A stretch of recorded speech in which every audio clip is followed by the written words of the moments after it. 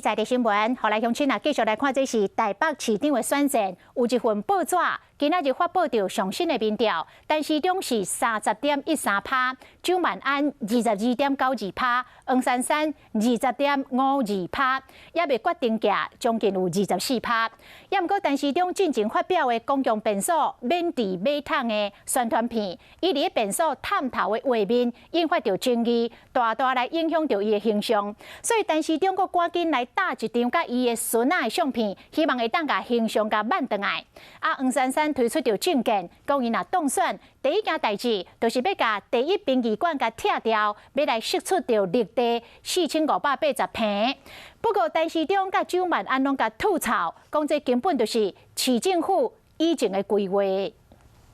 出席北市社会主体活动，无拢就台北市长候选人黄珊珊来拍出伊政绩，尤其才甲政见杀出来，讲要拆掉北市第一殡仪馆。二滨盖好之后，一滨就是会拆除。捧出支票，时间点就伫咧民意中，讲会甲超4580平的绿地还予市民。不过哪料两党的市长候选人拢讲，这早就伫咧规划内底。黄市长这次提出来的政见，大部分都是以前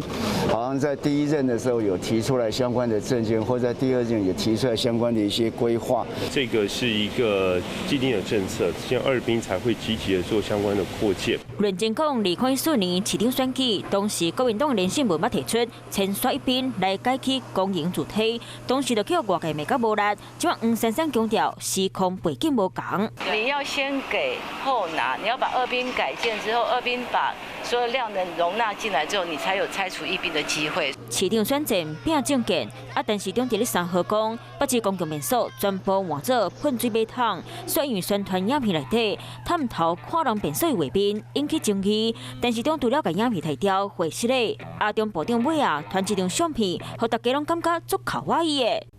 伫咧网络抛出含孙爽的相片，讲家己是宝贝孙的大力镜头，互解说做是爱大家加注意伊好的所在，因为选战剩上尾2个月，上新的民调，陈时中以30%支持度暂时拼第一，蒋万安以23%左右支持度落伫咧后壁，黄珊珊是以20%排上尾，三强鼎立想要抢头旗，绝对袂当甲代志无甲顶打起。